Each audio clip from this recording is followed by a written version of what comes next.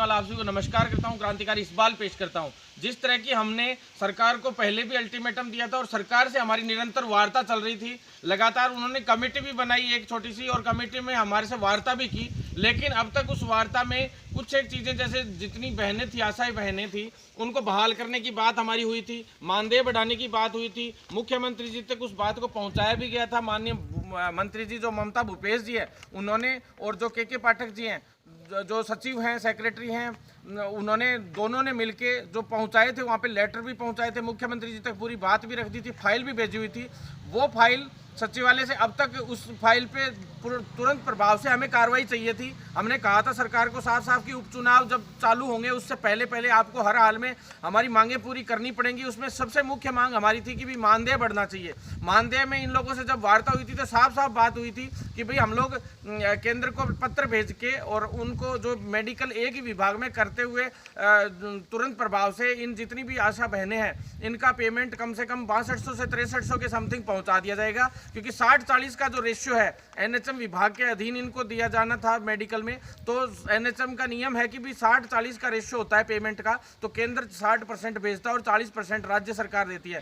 तो ये जो इंसेंटिव दे रहे थे तो इंसेंटिव का था, प्लस है ना मेडिकल विभाग में था। तो मेडिकल में इन्होंने साफ साफ कहा था कि भाई अगर हम लोग 60-40 का रेशियो नहीं हो पाता है तो हम लोग जो इंसेंटिव है उसको बढ़ाकर देंगे। इंसेंटिव का जो जहाँ 1000 रुपये मिलता है वहाँ 1200-1300 मिलेगा, 1300-1400 जहाँ 1500 मिलेगा, 500 है जहाँ 800 मिलेगा। इस प्रकार से इंसेंटिव बढ़ाने की बात हुई थी। और हर जगह पे जहाँ भी रोज़ रेगुलर होगी तो वो इंसेंटिव वाला ऑर्डर अब तक जारी नहीं हुआ। और उपचुनाव आ गए हैं।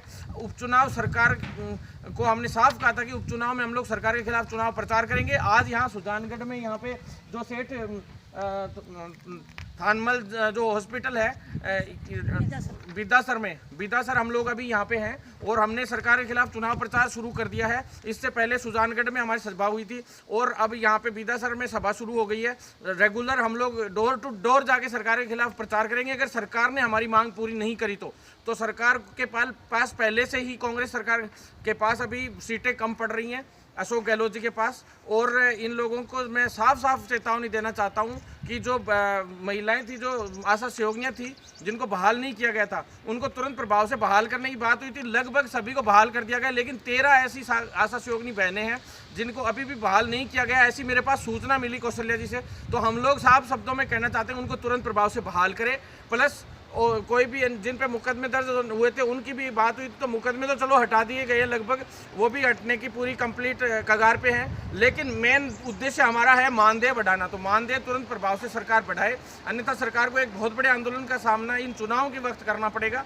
प्लस तीसरी बात, सबसे मुख्य बात यह है कि जो कौशल्या जी हैं इनको भी निरंतर वार्ता में बुलाया गया था, तो ये भी तुरंत प्रभाव से इनको वापस से वार्ता में बुला के इनके जो प्रतिनिधिमंडल है इनको बुला के उनकी समस्या का समाधान करें। अन्यथा सरकार को एक बहुत बड़े खामियाजा भुगतना पड़ेगा इस उपचुनाव के अंदर। हो सकता है इसमें कांग्रेस चारों उपचुनाव में चारों सीटें खो दे कल को, तो इसके जिम्मेदार हम नहीं होंगे, आम जनता होगी। जो क्योंकि आम जनता की आप लोग मांगे पूरी नहीं करोगे तो इसी प्रकार से आपको सामना करना पड़ेगा मुश्किलों का। और ये कौशल्या जी भी आपको कुछ कहना चाहेंगी?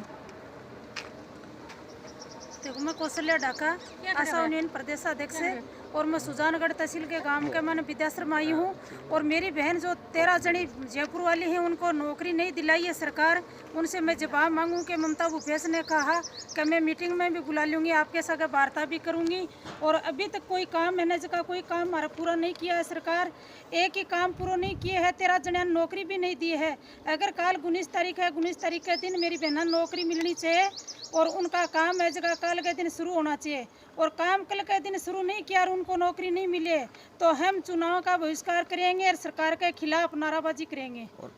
जिस प्रकार से कि अब सरकार को यहाँ आना पड़ेगा सुजानगढ़ चुनाव प्रचार के लिए, तो मंत्री जी, माननीय मंत्री जी ममता भूपेश जी यहाँ सभा करके गई थी। आपको सोचना पड़ेगा, यहाँ अब आप दोबारा चुनाव प्रचार में आएंगी तो आपको इसमें बहुत बड़ा विरोध झेलना पड़ेगा। अब आप लोग खुद समझो, क्योंकि वोट की चोट सबसे बड़ी चोट होती है और वैसे ही सरकार जाने को हो रही है। कल को ये मत कहना कि हमारी सीटें कम आई और हमारी सरकार ही गिरा दी आशा सहयोगिनी बहनों ने और सभी ने मिलकर। तो हम मेडिकल वाले सभी साथ हैं इनके और हर तरीके से लड़ाई में आखिरी दम तक हम इनका साथ देंगे, चाहे सरकार हमारे साथ किसी भी तरह का बर्ताव करे नहीं करे, हम लोग हर लड़ाई के लिए, हर तरीके के दुख को सामना करने के लिए तैयार हैं, लेकिन हर तरीके से हम हमारी आशा सहयोगिनी बहनों के साथ हैं और इस आंदोलन को मजबूत किया जाएगा और किसी भी तरीके से पीछे नहीं हटेंगे, चाहे आर पार की लड़ाई हमें लड़ना पड़े। इनकलाब जिंदाबाद।